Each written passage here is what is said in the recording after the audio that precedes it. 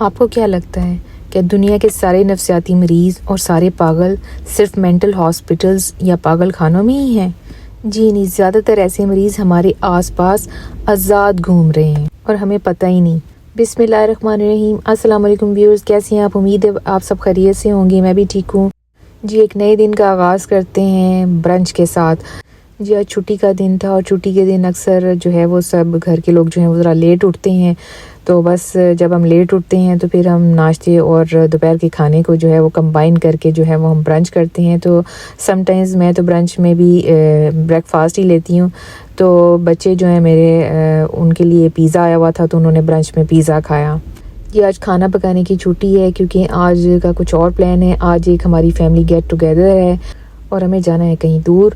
तो जी ये एक मेरा पार्सल आया है डोर पे, तो चलें खोलते हैं, देखते हैं इसमें क्या आया है। जी पार्सल खुलने के साथ साथ हम अपना जो टॉपिक है उसके बारे में भी बात कर लेते हैं जो कि बहुत ही इंटरेस्टिंग है। तो जी हमारा टॉपिक है आजकल जो बढ़ती हुई तादाद है ना नफसियाती मरीज़ों की, उस हवाले से है और हमें उसकी अवेयरनेस बिल्कुल नहीं है। तो ये वीडियो मैंने इसलिए बनाई है कि ताकि आपके अंदर भी वो अवेयरनेस पैदा की जाए। अच्छा जी, ये पार्सल जो है ये आया है टेमू से। ये मैंने कोई चीज़ें एक दो ऑर्डर की हुई थी। एक तो मेरे बेटे ने कोई एलईडी लाइट्स ऑर्डर की हुई थी और ये जी मैंने एक मिनी वैक्यूम क्लीनर मंगवाया है जो कि डस्ट माइट्स रिमूव करने के लिए। तो आइए मैं आपको इसका डेमो देती हैं, देखते हैं कि वाकई ये बेड्स के ऊपर से, बेडशीट्स के ऊपर से कुछ रिमूव करता है या नहीं करता, कि ऐसे बस शोशा ही है।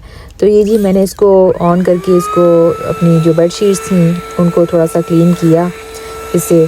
तो अब मैंने इसका जो है ये खोला इसका फ़िल्टर, तो देखते हैं कि इसमें से कुछ निकला है कि नहीं। ओह माय गॉड, ये ज़रा चेक करें कि कैसी ज़बरदस्त उसने डस्ट माइट्स भी निकालनी है और डस्ट और पता नहीं और क्या क्या कुछ निकाला है। हमें तो पता ही नहीं कि हमारे बेड्स के अंदर जो है वो क्या क्या चीज़ें जो है वो घुसी हुई हैं।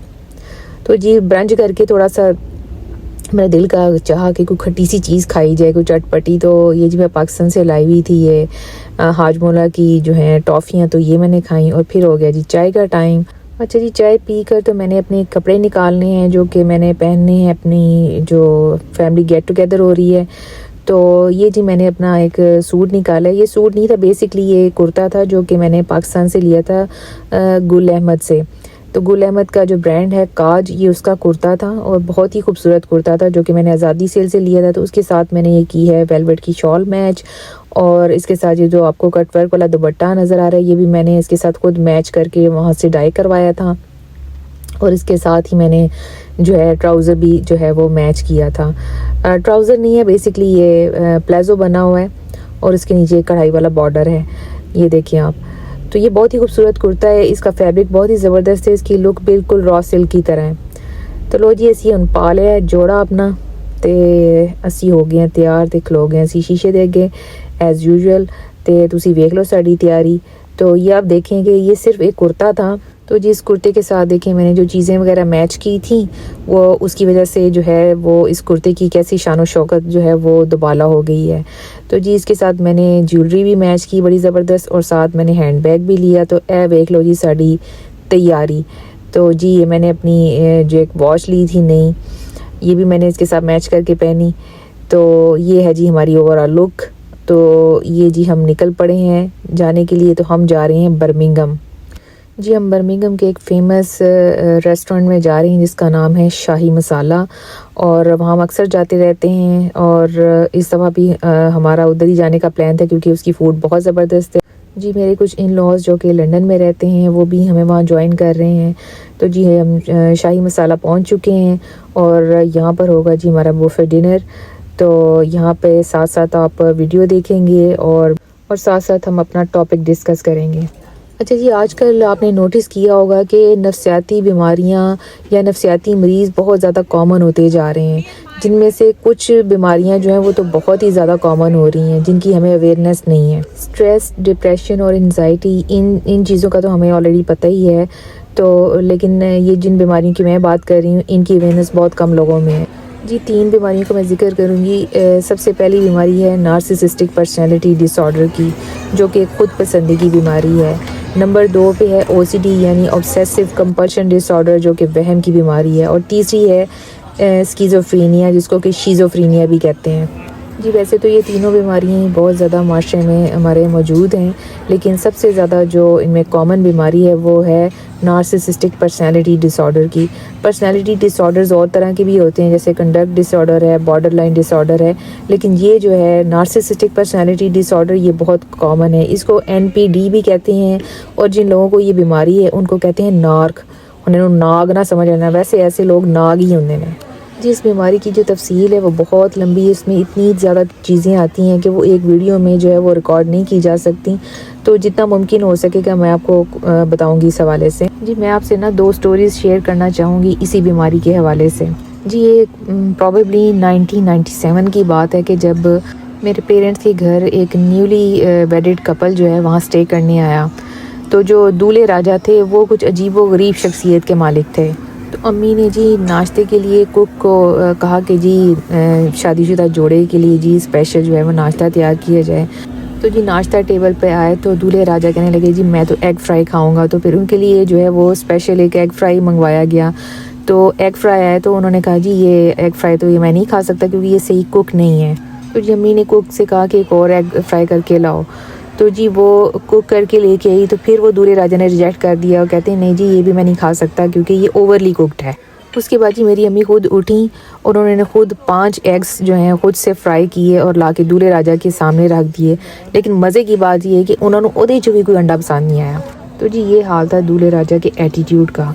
तो ये एटीट्यूड सिर्फ जो है हम घर वालों को नहीं दिखाया जा रहा था, बल्कि वो अपनी बेगम को भी इसी तरह की एटीट्यूड जो है वो दिखा रहे थे। वो उनकी दुल्हन बेचारी बेगम जो है वो बड़ी शर्मिंदा सी जो है वो बुझी बुझी सी जो है वो रही हमारे घर। इसी तरह एक दफ़ा हमारे घर एक और भी गेस्ट आए थे जिनका दिमाग बहुत ही फिरा हुआ था। उनको हमारी कुक से बहुत मसला था क्योंकि हमारी कुक का रंग थोड़ा सांवला, बल्कि सांवला भी नहीं कह सकते, काला था रंग। तो उनको उसकी शक्ल और उसका काला रंग पसंद नहीं था। तो वो फरमाते थे जी मैं आपकी ये कुक के बने हुए जो है ना खाने मैं नहीं खा सकता। बल्कि उन्होंने अम्मी से कहा कि अपनी कुक से कहेंगे ये मेरी नज़रों के सामने ही ना आए। तो जी उनकी तो ऐसी काली ज़ुबान थी कि अभी मुंह से उनके ये अल्फाज ही निकले थे कि हमारी कुक का हुआ ब्लड प्रेशर हाई और उनको उसी वक्त फॉलिज का अटैक हुआ और वो उसी वक्त हॉस्पिटलाइज हो गई। और हॉस्पिटल से फिर वो कभी उस तरह से ठीक हो ही नहीं पाई, वो डिसेबल हो गई, हैंडीकैप हो गई और उन्हें जॉब छोड़नी पड़ी और वो चली गई। जी हमारे पेरेंट्स सीधे साधे लोग थे, हम भी इतने मैच्योर नहीं थे। हम लोग यही समझते रहे कि शायद ये अकल की कमी है या कोई तरबियत की कोई ख़राबी है या फिर हद से ज़्यादा सादगी है या लाड प्यार से बिगड़े हुए हैं जो ये लोग इस तरह से एटीट्यूड दिखाते हैं या इस तरह से बिहेव करते हैं लोगों के घरों में जाके। अब कहीं जाके हमें समझ आई कि असल में वो लोग इस बीमारी का यानी नार्सिसिस्टिक पर्सनैलिटी डिसऑर्डर का शिकार थे। थोड़ी बहुत खुद पसंदी हर इंसान में होती है और होनी भी चाहिए, ये आपकी मोटिवेशन के लिए बड़ी ज़रूरी होती है। लेकिन जब ये चीज़ हद से गुजर जाए तो फिर ये नफ्सियाती मर्ज़ बन जाती है। ऐसे लोगों में गुरूर और अना इस हद तक चला जाता है कि ये इंसानियत भूल ही जाते हैं और ये इंसान से एक शैतान का रूप धार लेते हैं।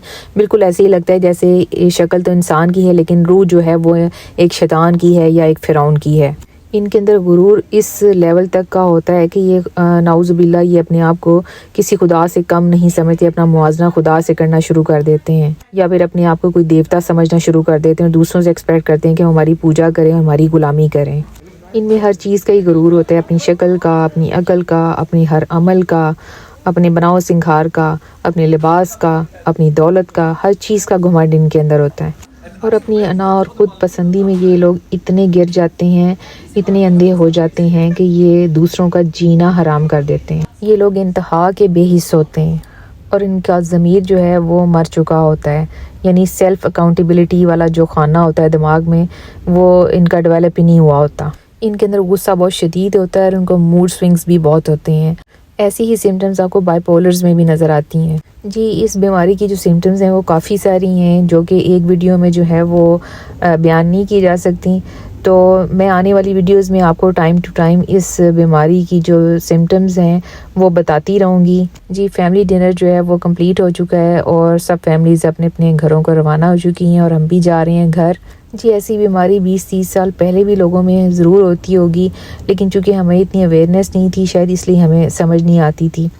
और दूसरी बात यह है कि आजकल के दौर में ये बीमारियां पहले से भी ज़्यादा हो चुकी हैं और यही चीज़ें हम अपने ड्रामों में भी देखते हैं जैसे बिस्मिल ड्रामे के दो किरदार यानी टीटी और मासूमा, ये दोनों ही नफसियाती मरीज़ दिखाए हुए हैं और ये भी नार्सिसिज्म का शिकार नज़र आते हैं। इसी तरह शिद्दत ड्रामे में सुल्तान का जो किरदार है वो तो बहुत ही क्लियर एक पेशेंट दिखाया हुआ है नार्सिसिस्टिक पर्सनैलिटी डिसऑर्डर का। इसी तरह एक ड्रामा था शायद कभी मैं कभी तुम नाम था उसका, उसमें रुबाब और उसके हस्बैंड अदील का जो किरदार है वो भी इसी बीमारी का शिकार नज़र आते हैं। तो जी कहने का मकसद ये है कि ये बीमारी इस कदर आम हो चुकी है कि कोई घर इससे महफूज नहीं है। तकरीबन हर घर में ना सही तो हर दूसरे घर में एक या एक से भी ज़्यादा इस बीमारी के पेशेंट मौजूद हैं। एक नॉर्मल इंसान का जो दिमाग है उसमें जो नफ्स होता है वो इंसान का ग़ुलाम होता है, लेकिन ऐसे लोग जो कि इस बीमारी का शिकार हैं वो अपने ही नफ्स के ग़ुलाम बन जाते हैं। ये लोग अपनी अना को ज़िंदा रखने के लिए ख़ुद को मार लेते हैं, लेकिन अपनी अना नहीं मरने देते।